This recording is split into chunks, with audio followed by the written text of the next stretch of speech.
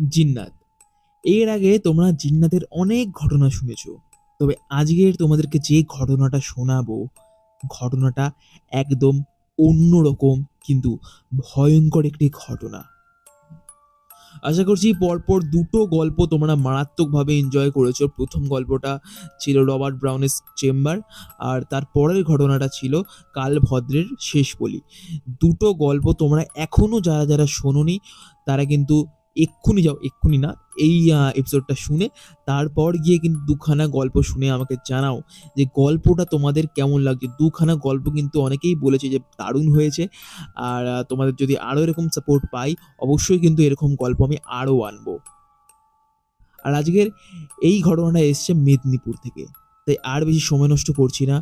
ঘটনা পাঠে আমি রাজ এবং গ্রাফিক্সে রোহান। শুরু করছি আজকের 106 নম্বর এপিসোড।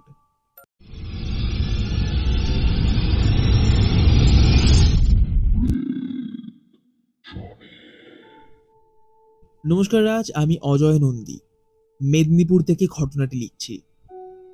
প্রথমে তোমার চ্যানেলে আমি এসেছিলাম কর্ণপিশাচিনী গল্পটা শুনে, তারপর থেকেই এখন প্রায় প্রত্যেক দিনের শ্রোতা হয়ে উঠেছি। যেমনভাবে তুমি আমাদেরকে নানান রকম গল্প শোনাচ্ছ এমনভাবেই এগিয়ে যাও, পাশে আছি। হ্যাঁ ঠিক, কর্ণপিশাচিনী গল্পটা প্রায় আমার লাইফের লেখা কোনো গল্প। আমি এরকম অডিও স্টোরিতে শুনেছিলাম ফার্স্ট আমার কোনো গল্প। আর সত্যি আমার অনেকটা চেষ্টা ছিল যে তোমাদেরকে এরকম কোনো গল্প দিতে পারি, আর অনেকেই তোমরা বলেছো যে গল্পটা ভালো হয়েছে। Thank you so much support করার জন্য। শুরু করছি আজকের ঘটনা। ঘটনাটা একটু পুরনো, 2012 দিকে। আমার বাবা একজন চাষি, চাষ করেই আমাদের তখন দিন চলতো। এই সম্পূর্ণ গ্রামের মধ্যে হাতে গোনা কিছু লোকেরই তখন ট্র্যাক্টর ছিল, তার মধ্যে আমার বাবাও ছিল একজন। আমার বাবা নিজের জমি চাষ করার পাশাপাশি একটু বেশি ইনকামের জন্য অল্প কিছু টাকার বিনিময়ে অন্য চাষিদের জমিও ট্র্যাক্টর দিয়ে চাষ করে দিত। এই ট্র্যাক্টর চালানোর সময় ঘটল বাবার সঙ্গে একটি অদ্ভুত ঘটনা। আমাদের গ্রামেই সেই সময় হারান নামে একজন খুড়ো থাকতো। এই হারান খুড়োই আমার বাবাকে বছরে একবার করে অন্তত তার জমি চাষ করে দিতে বলতো, তার বিনিময়ে অন্যদের থেকে একটু বেশি টাকা দিত। ওই হারান খুড়ো আমার বাবাকে একদিন এসে বলে যে সে নাকি উত্তরের দিকে প্রায় 5 কাঠার কাছাকাছি একটা জায়গা কিনেছে। এই জায়গাও নাকি আমার বাবাকেই চষে দিতে হবে। বাবারও কোনো আপত্তি থাকে না। পরের দিন সময় মতো বাবা রওনা হয় ট্র্যাক্টর নিয়ে ওই হারান দাদুর নতুন জমি চষতে। ট্র্যাক্টর নিয়ে জমি চষতে চষতে হঠাৎ বাবার চোখে পড়ে জমির উপরে পড়ে থাকা একটি মরা সাপের উপরে। দেখেই বাবা তাড়াহুড়ো করে ট্র্যাক্টর থেকে নেমে দেখে যে মাটির উপরে সাপটা প্রায় 2 টুকরো হয়ে পড়ে আছে, তার থেকে গল গল করে রক্ত বেরিয়ে আসছে। এই দেখে বাবা খানিক ভয় পায়।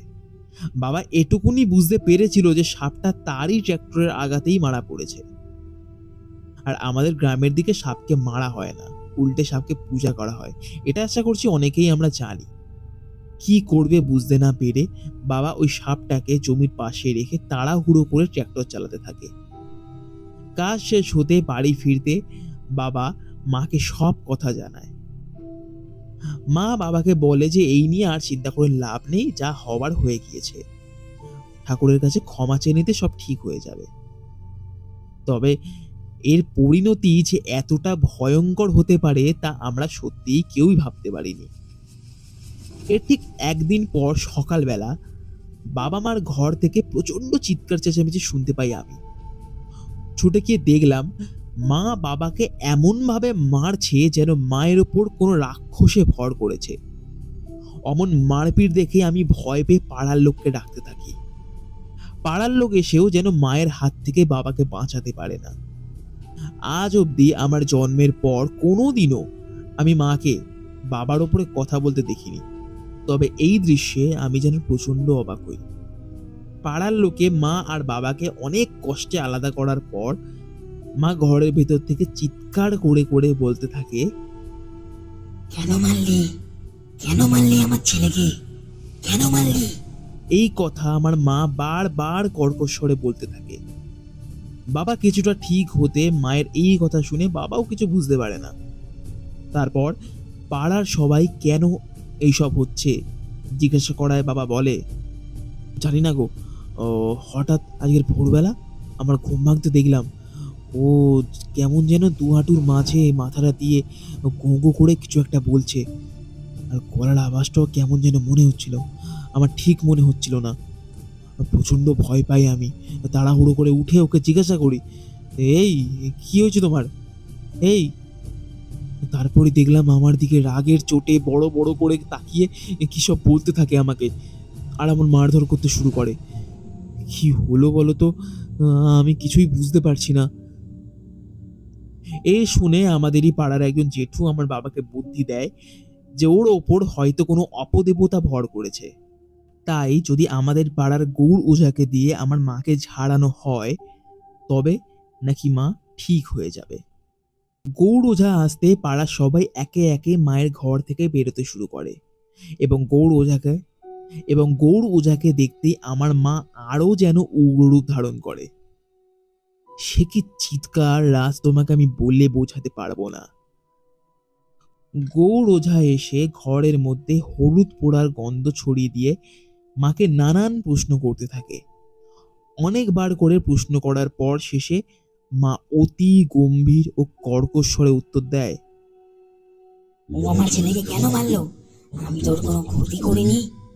কে ওর ছেলে আর কেই বা ওর ছেলেকে মেরেছে তা জিজ্ঞাসা করতে আমার মা উত্তর দেয়, আমি জিন্নাত আছি। দুদিন আগেই আমার ছেলে সকালবেলা সাপের রূপ ধরে বাইরে বেরিয়েছিল, আর ওর বড়কে দু ভাগ করে মেরে ফেলে। কেন মারলো? কেন মারলো? এই শুনে আমার বাবার সেই সাপ মারার কথা মনে পড়ে যায় এবং সেই কথা ওঝাকে বলতে ওঝা বাবাকে জানায় যে এই জিন্নাতকে এই ওঝা সামলাতে পারবে না। এই জিন্নাতকে মুসলিমদেরই কোনো মসজিদের মৌলানা সাহেব সামলাতে পারবেন। এই শুনে পাড়ার ছেলেরা সামনের পাড়ার মসজিদের দিকে ছোটে। সেখান থেকে কিছুক্ষণ পর একজন মৌলানা সাহেব এসে হাজির হন এবং সেই মৌলানা সাহেব আসার পর সমস্ত ঘটনা শুনে ওই জিন্নাতকে শান্ত করে এবং জানায় যে বাবা এই কাজ ইচ্ছাকৃত করেনি, ভুলবশত বাবার দ্বারা এই কাজ হয়ে গিয়েছে, তাকে ক্ষমা করে দিতে। তবুও জিন্নাত আমার বাবাকে ক্ষমা করে না, উল্টে বলে যে সে আমার মাকে ছেড়ে দিচ্ছে বটে, তবে এর ক্ষমা সে করবে না। তার ছেলেকে মারার প্রতিশোধ সে ঠিকই তুলবে বাবার উপর থেকে। আর ঠিক তাই হয়। কদিন পরেই জমিতে চাষ করতে গিয়ে সাপের কামড়ে বাবার ডান পা প্যারালাইজড হয়ে যায় এবং এইভাবেই হয়তো জিন্নাত তার প্রতিশোধ সম্পন্ন করেছিল।